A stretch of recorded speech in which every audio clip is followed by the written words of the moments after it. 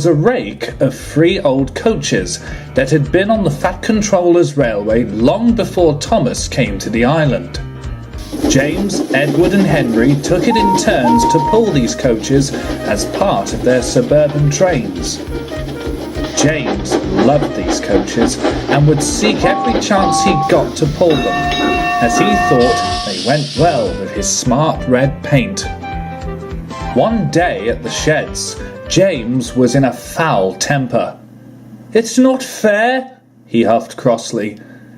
"They have been on the railway for many years. Why do they have to be scrapped?" "What's being scrapped?" Henry yawned from the other end of the shed.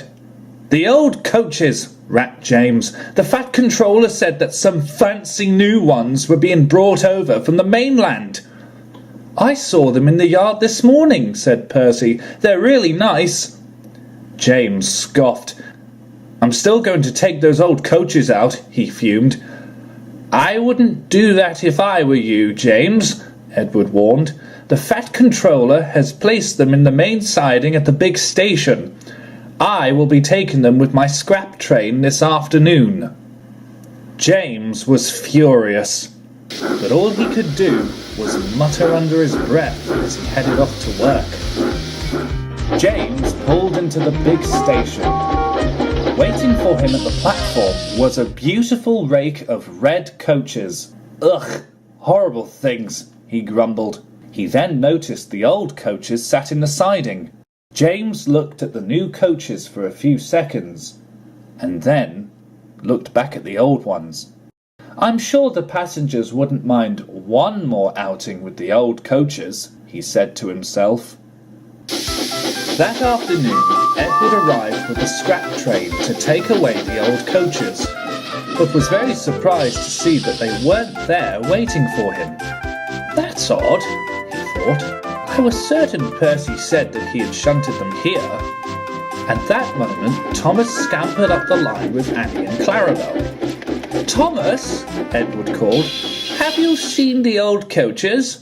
"Not since this morning," Thomas replied. "Why?" "I was supposed to take them to the scrapyard," explained Edward.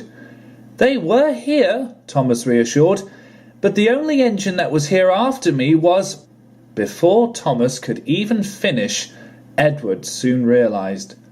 "I must find the Fat Controller," he fumed, and hurried away, leaving a confused Thomas, Annie and Clarabel behind. Meanwhile, James had stopped at Edward's station with the old coaches. He was feeling very pleased with himself. "These coaches won't be scrapped now," he chortled. "Oh, won't they now?" said a stern-sounding voice. James almost jumped when Edward arrived. The Fat Controller stepped down from his cab and walked sternly up to James.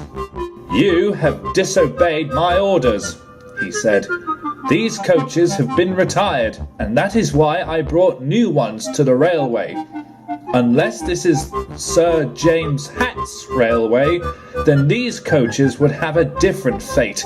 James felt rather defeated. At the Fat Controller's command, he shunted the coaches in the station siding, and Edward then took them back to the big station to join his scrap train. The passengers were cross that they couldn't go anywhere, but luckily the Fat Controller had sent Percy to bring the new coaches for James to pull for the rest of the day.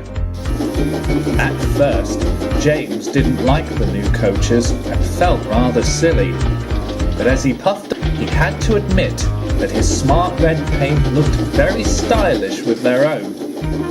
By the time James had reached the end of the line, he had had a change of attitude towards the new coaches. In truth, he was going to miss the old ones, but he knew that they had had a long and useful working life. And deep down, James hoped that these new coaches would serve the Fat Controller's railway for many years to come.